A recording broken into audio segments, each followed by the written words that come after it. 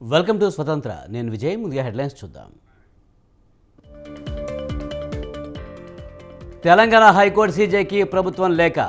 మేడిగడ్డ ఎంక్వైరీకి సిట్టింగ్ జడ్జిని కేటాయించాలని విజ్ఞప్తి.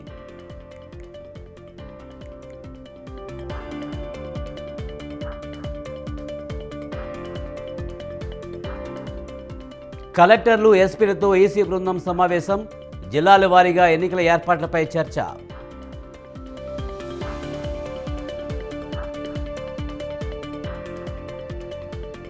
విజయవాడ సెంట్రల్ సీటుపై వైసీపీ ఫోకస్. మల్లాది విష్ణును బొజ్జగించేందుకు హైకమాండ్ ప్రయత్నం.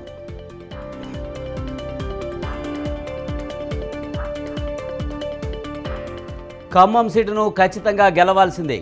త్వరలో జిల్లా, రాష్ట్ర కమిటీలు ఏర్పాటు చేస్తామన్న కేటీఆర్.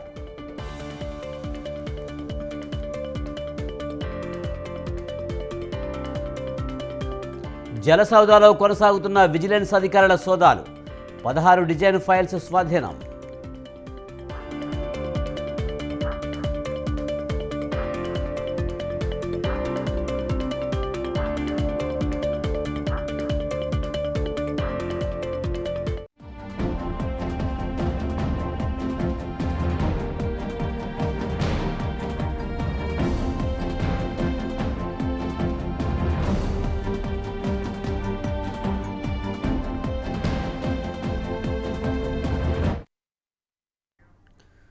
రాజ్యసభ అభ్యర్థుల ఎంపికపై సీఎం జగన్ కసరత్తు చేస్తున్నారు.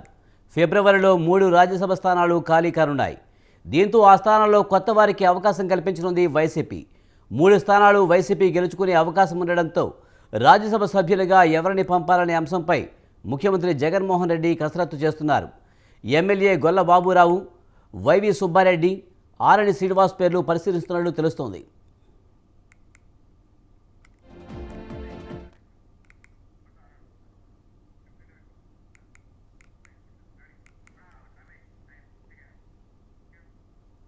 రాజ్యసభ అభ్యర్థుల ఎంపికపై సీఎం జగన్ కసరత్తు చేస్తున్నారు. ఫిబ్రవరిలో 3 రాజ్యసభ స్థానాలు ఖాళీ కానున్నాయి.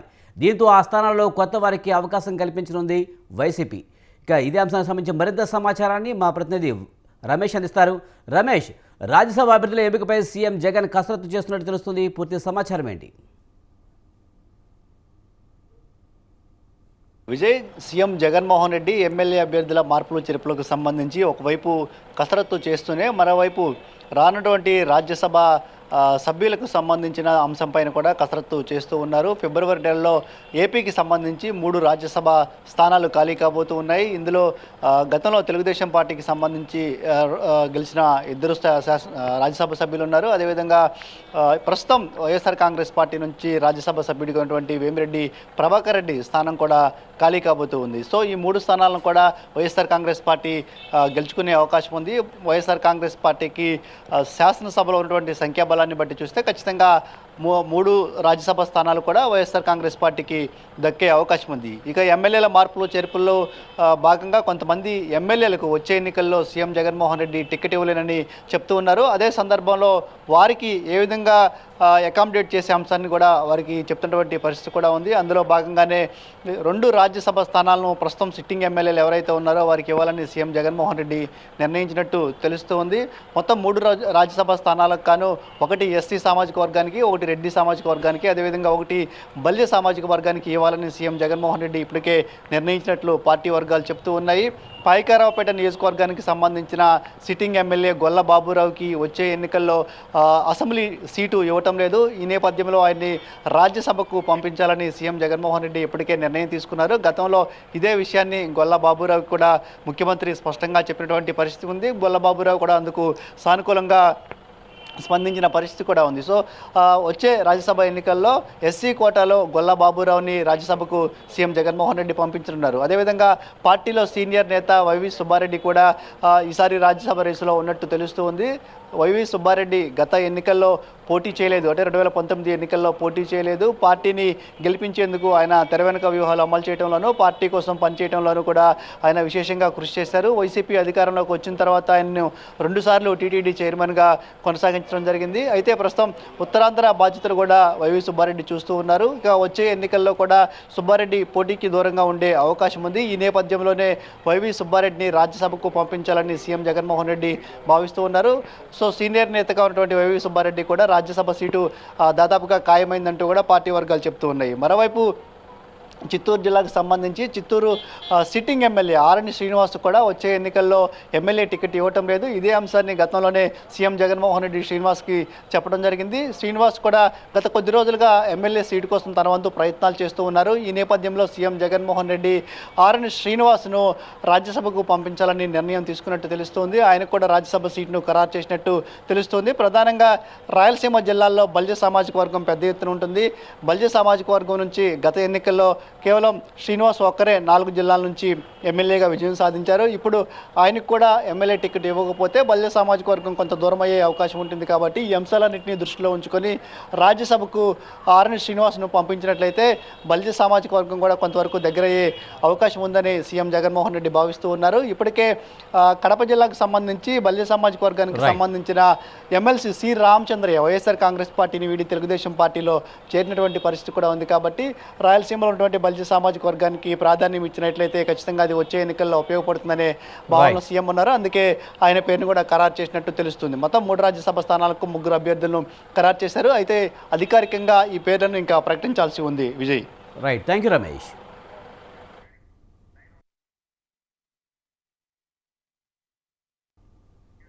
సింగనమల ఎమ్మెల్యే జనరల్గడ్ల పద్మావతి మాట్లాడుతున్నారు. ఇప్పుడు లైవ్ చూద్దాం.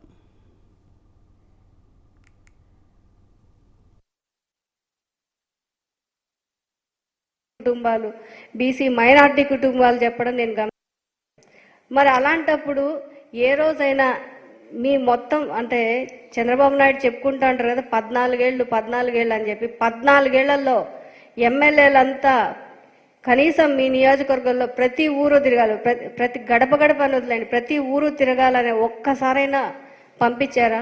ప్రజల కష్టాలు తెలుసుకోవాలని చెప్పి పంపించారా? నేను 47,000 ఓట్ల మెజారిటీతో గెలిచాను మా నియోజకవర్గంలో, సింగనమల నియోజకవర్గంలో. ఎందుకంటే దాని ముందు పాలించింది తెలుగుదేశం పార్టీ. నీళ్ల గురించి కానీ దేని గురించి కూడా ఎమ్మెల్యే పట్టించుకునేది కాదు. తెలుగుదేశం పార్టీకి అసలు ఒక ఎస్సీ నియోజకవర్గం అంటే చిన్న చూపు. ఇదంతా వాళ్ళు 14 ఏళ్ళు మన రాష్ట్రాన్ని పాలించి ఇదే అధికారులకి వృద్ధి నేర్పించారు. కాబట్టి ఈరోజు మేము 5 ఏళ్లలో వాళ్ళని మార్చుకోవడంలో చాలా కష్టపడతా ఉన్నాం. అది మీకు అర్థం కావట్లా. మీరు చేసిన తప్పులన్నీ సరిదిద్దుకోవడానికి ఈ 5 ఏళ్లలో కూడా చాలా కష్టపడతా ఉన్నాం.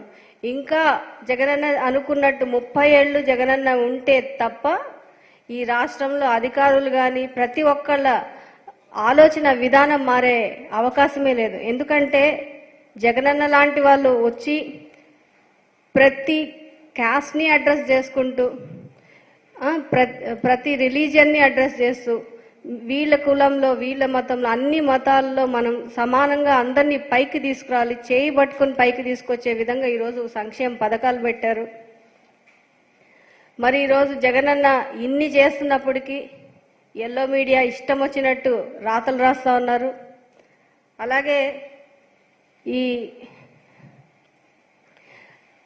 జగనన్న ఈ సోషల్ జస్టిస్ అనేది కావచ్చు, ఇదన్నీ అంటే అసలు ఇప్పటి వరకు ఎవరు ఏ ముఖ్యమంత్రి ఇంత వైడ్ రేంజ్లో మైక్రో లెవెల్లో వెళ్ళి ఆలోచించినవన్నీ జగనన్న చేసినప్పుడు మీరు ఇవన్నీ ఎలా రాస్తారు? అంటే ఒకళ్ళు ఎవరైనా వచ్చి ఒక ఎమ్మెల్యే, ఒక లేడీ ఎమ్మెల్యే కావచ్చు, ఒక దళిత్ లేడీ ఎమ్మెల్యే కావచ్చు, పైకి వచ్చి ఏదన్నా వాళ్ళకి అధికారులతో కష్టమైంది అని చెప్పుకుంటేనే అది డైరెక్ట్ ఇంకా జగనన్నకు ఆపాదిస్తారా? అంటే ఎవరు వచ్చి బయట ఏం మాట్లాడకూడదా? నాకు నా నేబరింగ్ కాన్స్టిట్యున్సీ ఎమ్మెల్యేస్తో నాకు కష్టం ఉందని చెప్పి నేను చెప్తుంటే మీరు దాన్ని జగనన్నకు ఆపాదించారు. మీరు చంద్రబాబు నాయుడు గారు వాళ్ళ ఇంట్లో వాళ్ళ సొంత మామనే వెన్నుపోటు పొడిచాడు. మరి వాళ్ళ ఇంట్లోనే వాళ్ళకి ఎన్నో గొడవలు ఉన్నాయి, అవి మాత్రం పట్టించుకోరు. అలాగే ఈరోజు ఈనాడు రామోజీరావు గారిని తీసుకుంటే వాళ్ళ కన్న కొడుకే ఈరోజు లేకపోవచ్చే వాళ్ళు ఈ లోకంలో, కన్న కొడుకే ఆయన వ్యతిరేకించారు. మరి మీ కుటుంబాల్లోనే ప్రతి కుటుంబాల్లోనే ఇలాంటి గొడవలు ఉన్నప్పుడు ఒక నియోజకవర్గం పక్క నియోజకవర్గాల ఎమ్మెల్యేలకి మాకు కొన్ని విభేదాలు, నీళ్ళ గురించి ఎవరి నియోజకవర్గం వాళ్ళు నీళ్ళు తెచ్చుకోవాలనే ఫైట్ ఎప్పుడూ ఉంటుంది. అంటే అది కూడా మాట్లాడకూడదు. అధికారులు కూడా మేము మాట్లాడినా ఎవరి తెలుగుదేశం పార్టీ అబద్ధాలు కోరు పార్టీ అని మంత్రి రోజా ఆరోపించారు. చిత్తూరు జిల్లా వడమాలపేటలో నూతన పెన్షన్ పంపిణీ కార్యక్రమంలో పాల్గొన్న మంత్రి రోజా టీడీపీపై ఘాటు విమర్శలు చేశారు. గుంపులుగా వచ్చే పార్టీని హైదరాబాద్కు తరిమి కొట్టాలన్నారు. వాళ్ళందరూ కూడా నాన్ లోకల్ పొలిటీషియన్స్ అన్నారు. చంద్రబాబు నాయుడు, పవన్ కళ్యాణ్కి ఆంధ్రప్రదేశ్లో సొంత ఇల్లు కానీ ఓటు కానీ లేదన్నారు. ఇప్పుడు పరిగెత్తుకొచ్చి ఇక్కడ కట్టుకోవాలని ప్రయత్నం చేస్తున్నారని అన్నారు.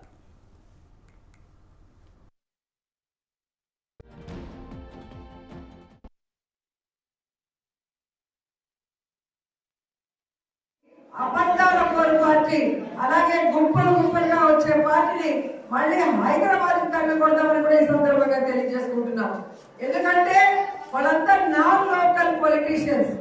చంద్రబాబు నాయుడికి ఏపీలో ఓట్లు లేదు, ఇల్లు లేదు, ఏమీ లేదు. పవన్ కళ్యాణ్కి ఇల్లు లేదు, ఓటు లేదు, ఏమీ లేదు. ఇప్పుడు ఇల్లులు కట్టుకోవడానికి పరిగెత్తున్నారు, ఇప్పుడు ఓట్లు పెట్టుకుంటున్నారు. వాళ్ళ కుటుంబం పవన్ కళ్యాణ్ ఫ్యామిలీ కానీ, చంద్రబాబు నాయుడు గారి ఫ్యామిలీ కానీ, లోకేష్ గారి ఫ్యామిలీ కానీ ఆంధ్రప్రదేశ్ లో ఉందా? ఒకసారి మీ అందరూ కూడా ఆలోచించుకోండి. ఎప్పుడో చుట్టపు చూపుగా హైదరాబాద్ నుంచి వచ్చి జగనన్న మీద విషం చెప్పి మమ్మల్ని అందరినీ బూతులు తిట్టడం తప్ప ఆ పార్టీ వాళ్ళకి ఇక్కడ ఉండి మీ సమస్యలు తెలుసుకొని అవి దూరం చేయాలన్న ఆలోచన లేదు, మీకు మంచి చేయాలన్న ఆలోచన కూడా లేదు. తెలుగుదేశం పార్టీ అబద్ధాల కోరు పార్టీ, అలాగే గుంపులుగా వచ్చే పార్టీని మళ్ళీ హైదరాబాద్ తల్లి కొడదామని కూడా ఈ సందర్భంగా తెలియజేసుకుంటున్నాం. ఎందుకంటే వాళ్ళంతా non local politicians. Chandrababu Naidu Kurnool జిల్లా ఆలూరులో మంత్రి గుమ్మనూరుకు వైసీపీ టికెట్ ఇవ్వకపోతే పార్టీ అధిష్టానంతో తాడో పేడో తెలుసుకునేందుకు సిద్ధంగా ఉన్నామని మంత్రి అనుచరులు అల్టిమేటం జారీ చేశారు. నియోజకవర్గం తరపున 2 సార్లు ప్రాతినిధ్యం వహించిన గుమ్మనూరు జయరాంకు ఈసారి పార్టీ అధిష్టానం టికెట్ కేటాయించమని స్పష్టం చేయడంతో ఈరోజు మంత్రి అనుచరులు సమావేశమయ్యారు. కొత్త వ్యక్తులకు ఎంపిక చేస్తే ఎట్టి పరిస్థితుల్లోనూ మద్దతు ఇవ్వమని తేల్చి చెప్పారు.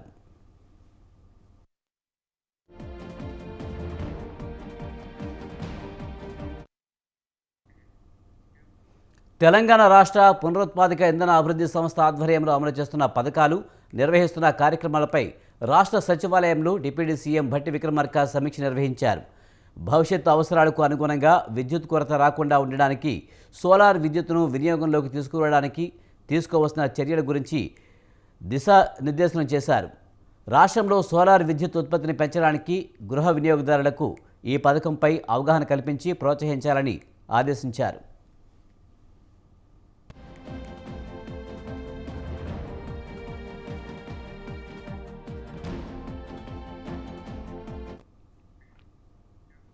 బిల్కిస్ బానును అత్యాచారం చేసిన నిందితులకు బీజేపీ ప్రభుత్వం క్షమాభిక్ష కింద బెయిల్ ఇచ్చిన బీజేపీ నాయకులు అయోధ్యలోని రామమందిరాన్ని ప్రారంభించడాన్ని సిపిఐ జాతీయ కార్యదర్శి నారాయణ తప్పుబట్టారు.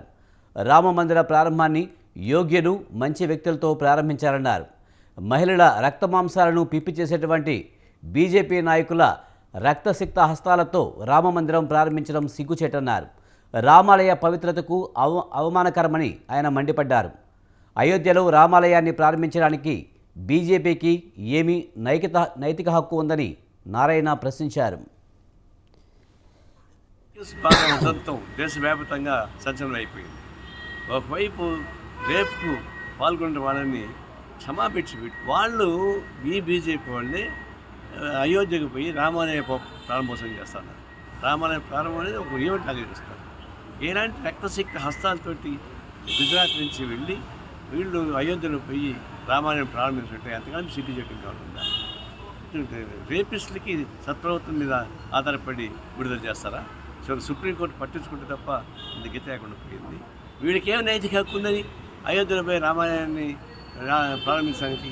అందువల్ల ఒక మహిళల యొక్క రక్త మాంసాన్ని పిప్పి చేసే రక్తకేస్త హస్తాలతోటి బీజేపీ అయోధ్యకు పోయి రామాలయాన్ని ఓపెన్ చేయడం అంటే. మాజీ నక్సలైట్ నయీం కేసును సిబిఐకి అప్పగించి దర్యాప్తు చేయించాలని బీజేపీ అధికార ప్రతినిధి టి కృష్ణప్రసాద్ డిమాండ్ చేశారు. ప్రస్తుత ముఖ్యమంత్రి రేవంత్ రెడ్డి ప్రతిపక్ష నేతగా ఉన్న సమయంలో అప్పటి టీఆర్ఎస్ ప్రభుత్వంలో జరిగిన అనేక అంశాలపై సిబిఐ దర్యాప్తు చేయాలని కేంద్రాన్ని కోరారని గుర్తు చేశారు. ప్రస్తుతం రేవంత్ రెడ్డి ముఖ్యమంత్రి హోదాలో నయీం కేసుతో పాటు outer ring road lease, Kaleshwaram project, paper లీకేజీపై కూడా సిబిఐ దర్యాప్తు చేయించాలని కోరారు. నయీం కేసు సిట్కు అప్పగించడం వల్ల ఎలాంటి లాభం లేదని, నయీం కేవలం ఉమ్మడి ఆంధ్రప్రదేశ్లోనే కాకుండా ఒడిశా, కర్ణాటక, మహారాష్ట్ర వంటి ఇతర రాష్ట్రాల్లో కూడా తన నేర ప్రపంచాన్ని విస్తరించారని అన్నారు. నయీం బాధితులకు న్యాయం జరగాలంటే సిబిఐ విచారణ జరిపించాలంటున్న మాజీ డీజీపీ బీజేపీ నేత కృష్ణప్రసాద్తో మా ప్రతినిధి శ్రీనివాస్, FTF. ముఖ్యమంత్రి రేవంత్ రెడ్డి ప్రతిపక్ష నేతగా ఉన్న సమయంలో అనేక విషయాల మీద సిబిఐ విచారణ చేయాలని కేంద్రానికి లేఖలు రాయడమే కాకుండా డిమాండ్ చేశారు. ప్రస్తుతం రేవంత్ రెడ్డి ముఖ్యమంత్రిగా బాధ్యతలు తీసుకొని నెల రోజులు అవుతుంది. ముఖ్యంగా తెలంగాణలో నయీం అనే అటువంటి రౌడీ మాజీ నక్సలైట్ చేసినటువంటి అఘాయిత్యాలు అందరికీ తెలుసు. ఆయన ఎన్కౌంటర్ ఈరోజు కూడా మిస్టరీగానే మిగిలింది. ఆయన చేసినటువంటి అఘాయిత్యాల మీద సిట్ దర్యాప్తు చేసింది. అయితే రేవంత్ రెడ్డి గతంలో సిబిఐ డైరెక్టర్కు లేఖ రాయడమే కాకుండా డిమాండ్ చేశారు. అయితే ఇదే అంశం మీద మాట్లాడడానికి సీనియర్ బీజేపీ నేత మాజీ డీజీపీ కృష్ణప్రసాద్ గారు మనతోనున్నారు. సార్, గతంలో ఇదే నయీం ఎన్కౌంటరు, అతని ఆస్తులు, డైరీ మీద చాలా అనుమానాలు ఉన్నాయి. దాని మీద సిట్ దర్యాప్తు కోసం అప్పటి ప్రభుత్వం డిమాండ్ చేసింది. మీరు సిబిఐ దర్యాప్తు కావాలని అంటున్నారు, ఎందుకు అని? ముఖ్యంగా మనం చూడవలసింది ఏంటంటే, గత టీఆర్ఎస్/బీఆర్ఎస్ ప్రభుత్వంలో ఏమేమైతే అవకతవకలు జరిగాయో, ఎక్కడైతే స్కాములు జరిగాయో, ఆ కేసులన్నీ పకడ్బందీగా వ్యూహ రచనగా ఒక సిట్కి ఇవ్వడం జరుగుతూ వచ్చింది. అంటే మన భారతదేశంలో పెద్ద పెద్ద కేసులను ఇన్వెస్టిగేట్ చేయడానికి దేశవ్యాప్తంగా వ్యాపించిన కేసులని ఇన్వెస్టిగేట్ చేయడానికి సిబిఐ ఉంది. సరే, ఒక రాష్ట్రంలో జరిగిన ఏవైతే అరాచకాలు ఉన్నాయో, కేసులు ఉన్నాయో, వాటి మీద ఇన్వెస్టిగేట్ చేయడానికి సిఐడి ఉంది. అటు సిబిఐ, ఇక్కడ సిఐడి ఉండగా మళ్ళీ మీరు కొత్తగా సిట్ వేస్తారేంటండి? ఎందుకు? దాని వెనకాల ఆలోచన ఏంటి? అంటే సిట్టు వేసి మీ ఇష్టం వచ్చినట్టు దాన్ని ఇన్వెస్టిగేషన్ చేసుకుని ఆధారాలన్నీ పోగొట్టేసి, ఆధారాలన్నీ కప్పిపెట్టేసేసి తప్పించుకుందామని, అంతే కదా? మీ ఇంకా వేరే అర్థం ఏమైనా ఉందా దాంట్లో? పరమార్థం ఇంకా ఏమైనా ఉందా? లేదు. సో సిట్ కేసులు ఏదైతే బీఆర్ఎస్ ప్రభుత్వం కానీ టీఆర్ఎస్ ప్రభుత్వం కానీ సిట్కి ఏదైతే కేసులు ఇచ్చిందో అవన్నిటిలో అవకతవకలు ఉన్నాయి. డైరెక్ట్గా ప్రభుత్వంలో ఉన్న మంత్రులు కానివ్వండి, ఎమ్మెల్యేలు కానివ్వండి, లేకపోతే కొంతమంది అధికారులు కానివ్వండి, దాంట్లో ఇన్వాల్వ్ అయి ఉన్నారు. వాళ్ళే అక్యూజ్డ్ అవుతారు. అవన్నీ ఎవిడెన్స్ని పాతి పెట్టడానికి, ఆ ఎవిడెన్స్ని ఎరేస్ చేయడానికి, ఆ ఎవిడెన్స్ని డిలీట్ చేయడానికి, వాళ్ళు తప్పించుకోవడానికి అటు సిబిఐకి ఇవ్వకుండా అటు సిఐడికి ఇవ్వకుండా ఒక సిట్ అనేది ఒక కొత్తది ఏర్పాటు చేసి వాళ్ళకి ఇష్టం వచ్చిన అధికారులను దాంట్లో పెట్టి అది వేసుకున్నారు. సో అటువంటి కేసులు ఏంటి అని చూస్తే, అటువంటి కేసులో నయీం కేసు కూడా ఒకటి. Public service commission paper leakage ఉంది, అది కూడా సిట్కి ఇచ్చారు కదా. సో ఇటువంటి కేసులు ఏవైతే సిట్కి ఇచ్చారో అవన్నీ వెంటనే సిట్టు నుంచి తీసి సిబిఐకి ఇవ్వాలని బీజేపీ పార్టీ నుంచి నేను డిమాండ్ చేస్తున్నాను. కాళేశ్వరం ప్రాజెక్ట్ గురించి అందరూ పెద్దలు మాట్లాడారు. రేవంత్ రెడ్డి గారే ఆయన అపోజిషన్ లీడర్గా ఉన్నప్పుడు 45,000 కోట్ల రూపాయల స్కామ్ జరిగింది ఇక్కడ, అది కూడా ఒక కుటుంబానికే పోయిన ఈ పైసలన్నీ అని చెప్తూ ఇది సిబిఐ ఎంక్వైరీ చేయాలని డిమాండ్ చేశారు. ఆయన అపోజిషన్ లీడర్గా ఆ రోజు డిమాండ్ చేశారు. ఇప్పుడు ఆయన ముఖ్యమంత్రి, తెలంగాణ రాష్ట్రానికి ముఖ్యమంత్రి. వెంటనే ఆయన లెటర్ రాయాలి. 4-5 రాష్ట్రాలు వ్యాపించి ఉన్న కేసులు అవన్నీ తిరిగి ఇన్వెస్టిగేట్ చేయాలంటే సిబిఐనే చేయగలుగుతుంది.